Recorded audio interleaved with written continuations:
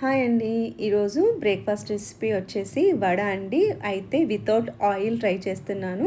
ఈ మధ్య కొన్ని ఛానల్స్‌లో ఇది బాగా ట్రెండ్ అవుతుందండి. సో, అందుకే నేను ట్రై చేశాననమాట. సో, వడ కోసమైతే మినపప్పుని ఒక 2 గంటలు, 3 గంటల వరకు నానబెట్టానండి.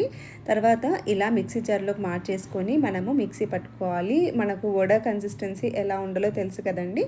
సో, అదే విధంగా ఎక్కువ నీళ్ళు లేకుండా కొంచెంగా వేసుకొని మనము వడ కన్సిస్టెన్సీలోకి తెచ్చుకొని మిక్సీ పట్టేసుకోవాలి అంతే. ఇలా మనం ఒక బౌల్లోకి చేంజ్ చేసుకున్న తర్వాత కొంచెంసేపు బాగా బీట్ చేసుకోవాలండి.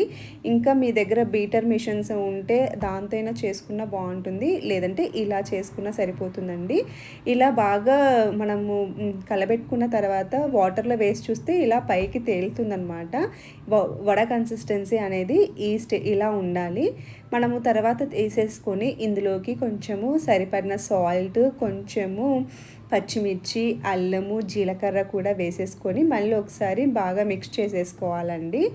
మీకు నచ్చితేనే మామూలుగా ఇవన్నీ కూడా వేస్తే చాలా బాగుంటుంది. ఆనియన్ కూడా వేసుకోవచ్చు కావాలంటే. సో, ఇలా కలుపుకున్న మిశ్రమాన్ని ఒక బటర్ పేపర్ మీద వేసుకున్నానండి. నేను ప్లేట్ మీద బటర్ పేపర్ పెట్టుకున్నాను, లేదంటే ఆయిల్ అయినా పూసుకోవచ్చండి. సో, ఇలా మనకు వడ ఎలా ఉంటుందో ఆ షేప్లో పెట్టేసుకోవాలన్నమాట. సో, ఇలా పెట్టుకున్న తర్వాత మనం ఇడ్లీ స్టీమ్ చేస్తాం కదండీ. సో, అలాగే నేను ఒక ప్యాన్లో వాటర్ వేసేసుకొని ఆ ప్లేట్ని అలా స్టీమ్లో పెట్టాను. సో, ఇప్పుడు అది అయిపోయే లోపల నేను సాంబార్ కూడా చేస్తున్నానండి. బట్ సింపుల్ వేలో ఫాస్ట్గా ఎలా చేయాలో చూపిస్తున్నాను. సో, నేను ఈ కందిపప్పును కూడా ఒక అరగంట ముందే నానబెట్టుకున్నానండి.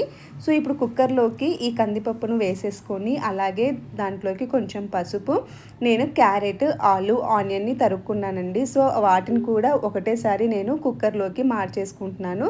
అలాగే 2 టమాటాలని కూడా తరుక్కున్నానండి. వాటిని కూడా వేసేసుకుంటున్నాను.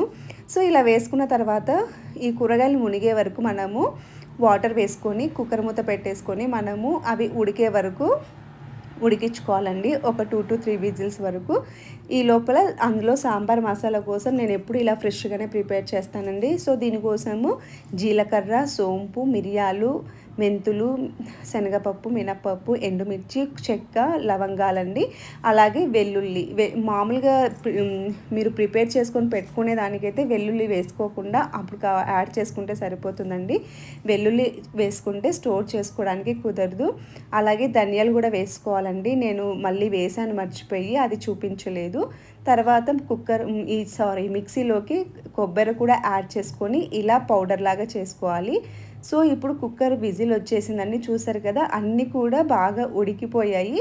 సో, ఇలా ఒకసారి బాగా మిక్స్ చేసేసుకొని మనము ఇందులోకి తగినంత సాల్ట్ వేసుకోవాలండి. మనం ముందుగా వేసుకోలేదు కదా, ఇప్పుడు తగినంత సాల్ట్ వేసుకోవాలి.